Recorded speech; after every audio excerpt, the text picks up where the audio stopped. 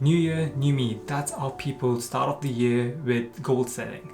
But statistics say that 80% of people do not achieve their goals. That is because they treat goals like a wish list and do not actually create systems to achieve them. There's only one difference between the people that achieve their goals and people that do not, and that is the actions. In this video, I will share my framework on how I achieve my goals, and this will help you achieve your goals too. Hey, if you guys are new here, my name's Alison Berto. I'm an infrastructure engineer currently working on my DevOps skills. And with this framework, I'm actually going to share you how I'm actually improving on those skills. Setting your goals, you need to make sure that they are relevant to you. You need to have a why, a very personal reason as to why you want to accomplish this. And they need to be somewhat crazy, somewhat achievable, but not easily achievable. So I use the SMART framework in this place to actually set a goal. SMART being specific, measurable, achievable, relevant, and time-bound. And you need to stay away from keeping the goals a bit vague, like I would like to be a software engineer or start a business.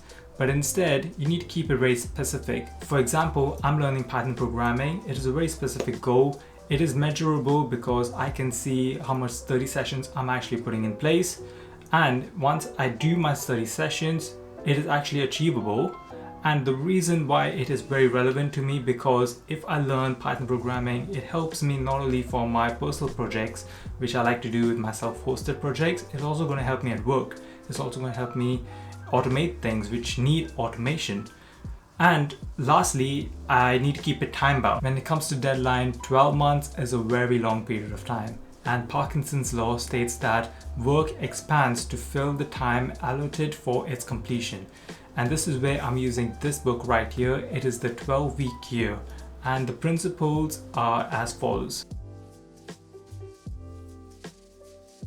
To achieve our goals, we need to break down the year into 12 weeks. This is how businesses operate. We're having first quarter, second quarter, third quarter. And what this does is it shortens the timeline, so it puts more emphasis on the time and urgency. It excludes procrastination because now every week is counting as a month, and it focuses on consistent progress. For example, if you have kept a deadline to learn programming language by the end of the year, you have given yourself plenty amount of time to not make consistent progress, because you can say, oh, I have tomorrow to work on it, I have day after tomorrow to work on it, and you're not really giving yourself enough urgency to actually complete the task right now. And middle of the year, you're like, okay, my yearly goals were to do this and I have not done them, and then you work more harder at the end of the year to get your things over and done with. By keeping the time period short to 12 weeks, now every week counts. Every week is technically a month, so you are actually consistently putting in work and actions and progressing every single week. So by the end of your 12 weeks, so end of the 90 days, you have made more progress than the whole year. Another mistake that many people do at the start of the year, you're very excited and you take on many goals. So try to limit yourself to 2 to 3 goals every 12-week period to maintain focus. And over here, I would like to remind you about the shiny object syndrome, which is the tendency to divert your attention to new ideas or new trends and neglect your current tasks. Currently, one of my goals is to actually improve on my DevOps skills. And if you look at the DevOps roadmap, you will see that it starts off with choosing your programming language, learning that. Once that is done, you go to the operating system, then terminal knowledge, then you go to containers, then you go to the cloud, and also there's networking. So there's a lot of things, and you might get overwhelmed by choosing too many goals. So I'm always choosing one at a time. So right now it's Python programming, and I generally keep 3 goals, like overall goals for my life. So one is career, so that's where the Python programming is coming in. And second is this YouTube channel, focusing more on publishing videos. And third is my fitness, because at the end of the day, health is wealth. The next item is to break down your goals into a weekly action plan, and over here you should try to avoid doing any fake work and focusing on high value tasks and prioritizing them so that you can achieve your goal. And when I say to avoid fake work, if, for example, you're starting a blogging website.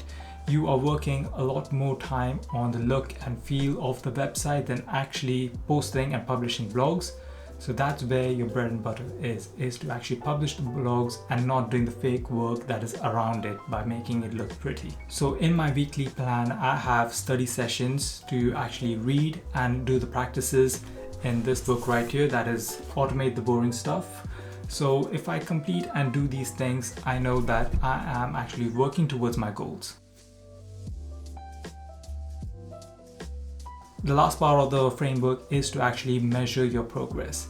At the end of the week, I have a weekly reflection session in which I track my leading indicators, that is the actions that I've taken, rather than the lagging indicators, that is the result, to track my progress. So I actually give myself a score at the end of the week. So this keeps me accountable every single week. So I'm looking at my goals every single week and I'm actually seeing my actions every single week, if they actually are in the right direction towards my goals. If I have 4 study sessions in the week to learn Python, at the end of the week in my weekly reflection, I'm going to check and I'm going to score myself if I have done 4 out of 4 or 3 out of 4. If it's 2 out of 4, then that's a very bad week because I've skipped on 2 days. And at the end of the day, these actions will actually achieve the end result in your 90 days. Just like a game, you can see the progress bar increase little by little and you will reach the next stage.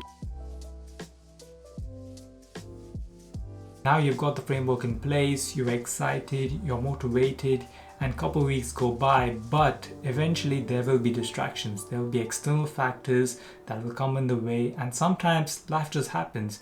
And this is where the vision of your goal, the relevance, the why do you actually want this goal comes really in hand, because at the end of the day, motivation will fade away, but your disciplines need to stack up and your consistency will actually achieve your goal. So I'm going to read a passage from Atomic Habits, because the main premise of this book is small habits, 1% better every day, and over time when you stack them up and you zoom out, the changes are compounding and it actually makes a big difference. The impact created by a change in your habits is similar to the effect of shifting the route of an airplane by just a few degrees.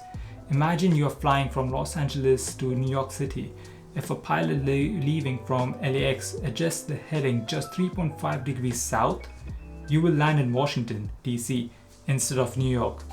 So the best approach to make progress even on those dull days and when your motivation is low, put in at least 10 minutes, because at the end of the day, it's something than nothing, and over time when you zoom out, it actually counts. And the last thing that I want to share from this book is that the identity perspective. So the goal is not to read a book, the goal is to become a reader. The goal is not to run a marathon, the goal is to become a runner. The goal is not to learn an instrument, the goal is to become a musician. So my goal to become a DevOps engineer, so I will actually be a DevOps engineer. I'll actually be in the mindset of a DevOps engineer. I want to be healthy, so I'm actually going to be an athletic person. I'm actually going to be that mind frame. I will leave some resources down below in the description box, and do make sure to read this book too. It's a very good read to build good atomic habits. And if you follow this framework, you should be able to smash your goals for this year, just like how you will smash the like button if you found this video useful, and do subscribe, and I will see you guys on the next one.